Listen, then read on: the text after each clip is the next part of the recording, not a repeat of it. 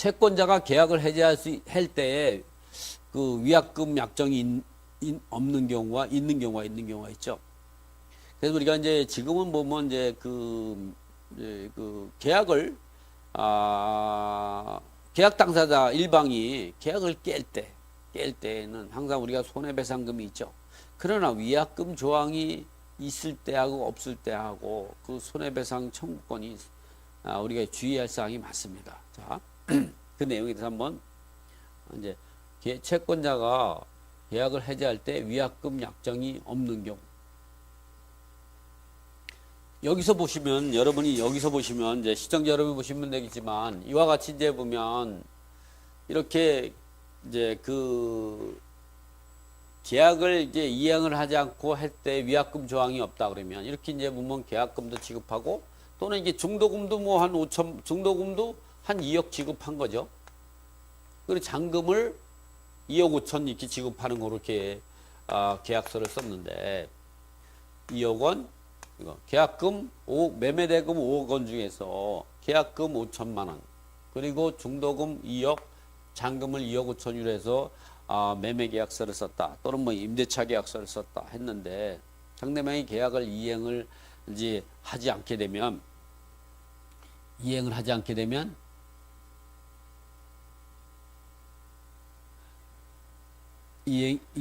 않을 때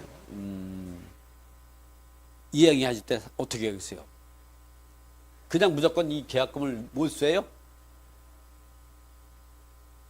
내가 계약금만 상대를 했어요. 사실은 계약을 깨는 거 굉장히 어렵습니다, 여러분.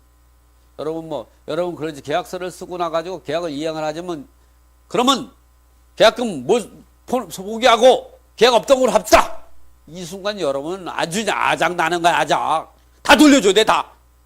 위약금 조항이 없을 때는. 그래서 여러분이 위약금 조항이 없다고 했을 때에 아주 슬기롭게 계약을 깨야 여러분에게 유리한 계약이 되는 거죠. 그러나 여러분이 잘못한 채무자 입장이다. 있을 때에는 현명하게 계약을 깨야 여러분 이 계약금 돌려받을 수 있는 거죠.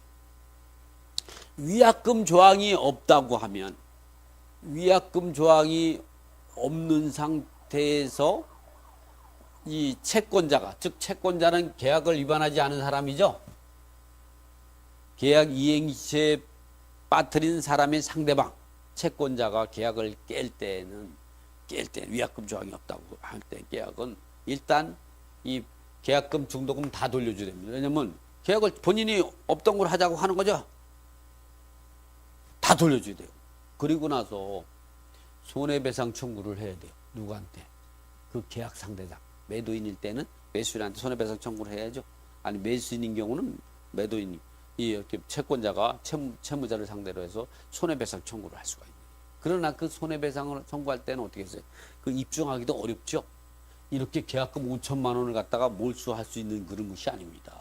일단 계약금 중도금 받은 걸 다 돌려주고 별도로 그 법정 해제권을 행사한 채권자가 손해배상 청구를 해야죠. 그럴 때 얼마를 돌려받겠느냐 이게. 이 5천만 원보다도 더 적은 돈을 돌려받을 수 있어요. 왜냐면 5천만 원도 큰 돈이죠. 그래서 가면 여러분이 이 법정 해제권 함부로, 그러니까 이 채권자 입장에서는 조심해야 되면 채무자 입장은 오세요. 살살 이 화를 좀 돋궈가지고 이 사람이 법정 해제권을 행사할 수 있도록 해제 위약금 조항이 있을 때, 그래서 나는 계약을 깬다 한 얘기를 녹취를 떠나야죠. 녹음을 하는 거예요. 그리고 그걸 확실히 그러면 계약을 깰 겁니까? 알았습니다. 그러면 계약은 이제 해제된 거로 알고 있겠습니다. 그리고 지금까지 수수된 돈 다 돌려주십시오. 당신이 계약을 깼으니까 다 돌려주십시오. 이 계약금 중도금. 그러면 돌려줘야 되는 겁니다. 다. 위약금 조항이 없다고 하면. 그래서 위약금 조항이 없을 때는 어떻게 하면 이 채권자 입장에서는 법정 해제권을 행사하면 안 돼요. 이 채권자는 상대방 계약이 이행을 하지 않을 때, 또 이행하지 않을 때 계약 해제권을 행사할 수 있는 법정 해제권이 있다고 그랬죠. 그 행사를 하지 않고 어떻게 했어요? 이 채권자 입장에서 두 가지를 할 수가 있어요. 법정 해제권 계약 해제를 할 수 있고 또 하나는 계약 이행을 할 수 선택은 채권자에게 있는 겁니다. 그래서 그럴 때는 계속해서 계약 이행 주장하는 거죠. 그러면 어떻게 해서 채무자 입장에서는 어떻게 했어요? 채무자 입장에서는 잘못한 거죠. 그런 경우는 어떻게 했어요? 스스로 계약을 깨고 위해서는 이 계약금만 갖고 계약금 갖고 합의하자고 1차적으로 이야기할 것이고 그거로 합의 안 되면 중도금 일부라도 지급하고 계약을 깨려고 하겠죠. 왜냐면 2억 5천이 이미 다 그 매도인 통장에 들어갔다라면 그걸 돌려받으려면 5천만 원 줄 테니까 2억 5천 돌려달라 할 수는 없겠죠. 그러니까 어떻게 했어요? 한 5천만 더 주고 1억 줄 테니까 계약을 깨자고 그랬죠. 그렇게 해서 합의 해제하는 방법을 해야 됩니다.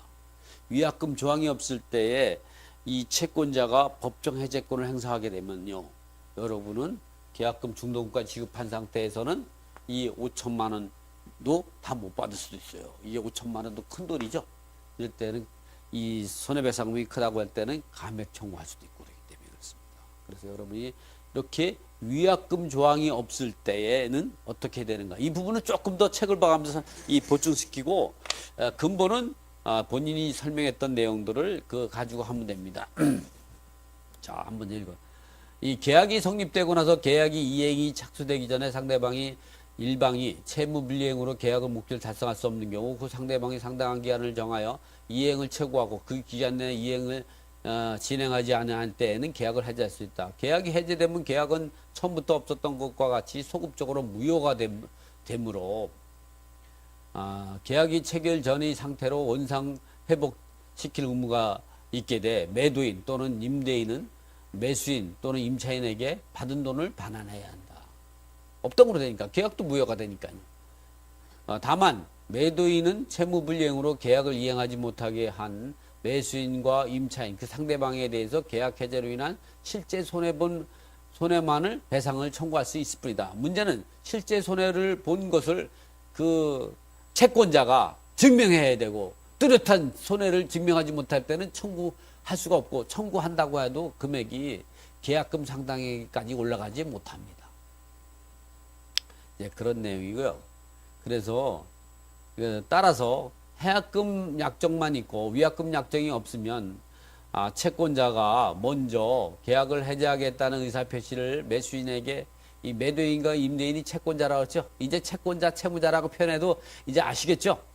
채권자가 먼저 계약을 해제하겠다는 의사표시를 매수인에게 채무자에게 하지 말고 채권자가 먼저 채무자에게 하지 말고 계약 이행을 내용증명 등으로 통보하고 그래도 이행하지 않으면 채권자가 매도인이 경우에는 매매대금 잔금 지급 및 손해배상 청구 이소 또는 채권자가 임대인인 경우는 임대차 보증금 잔금 지급 및 손해배상 청구 이소를 제기하면 된다. 이때도 유의할 점은 4번에서 이해한 계약 이행인 경우 계약을 해제할 수 있는 방법 중 이행 채무 불이행에 대한 잔금 지급일 때에는요 상대방을 이행 기체에 빠뜨려야만이 빠뜨리면서 해야 된다. 이 부분을 설명드리고요.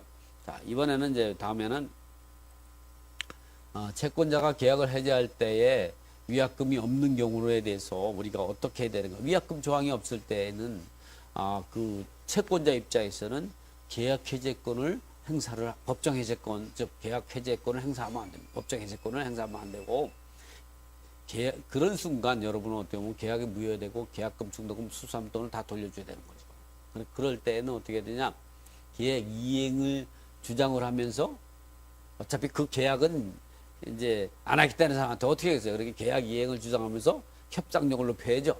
그래서 계약금은 당연히 흡수하고 중도금 일부라도 보장받는 방법을 해야 채권자 입장에서는 현명하다. 그러나 채무자 입장에서는 어떻게 하냐? 그렇게 하면 안 되죠. 채무자 입장에서는 상대방을 살살 약 올려가지고 방송 중에 이런 표현을 써서 미안합니다만 어쨌든 채무자 입장에서는 채권자를 좀 독이 오르게끔 만들어가지고 계약을 해제하겠다 이런 얘기가 나오는 순간 여러분은 계약금 중도금을 돌려받을 수 있다. 그리고 이 채권자가 손해배상 청구 들어가면 그 사람의 실제 손해본 금액만 해야 되니까 그 금액은 계약금에 해당하는 금액이 보다도 한참 적게 되니까 여러분은 채무자라고 해서 무조건 이제 그렇게 하지 마시고요. 상대방이 법정 해제권을 행사할 때까지 기다려야 되죠. 그런 순간 그러한 증거를 꼭 남겨놔야죠. 녹취를 떠나야죠. 그 다음에 이제 계약을 이제 그 계약금 중도금 돌려받고 그 다음에 손해배상 청구 들어오면 그 일부 손해보험금을 법원의 판단에 의해서 법원까지 가는 겁니다. 판단에 의해서 하고 이제 또 합의를 해서 할 수 있는데 합의는 안 될 겁니다. 채무자가 이 그 법정 해제권 해소할 때는 법으로 가야죠. 그때는 법원에 소송을 해도 채무자가 그다지 불리하지 않다. 채권자는 불리하게 된다. 이런 내용을 알고 계시면 됩니다. 자.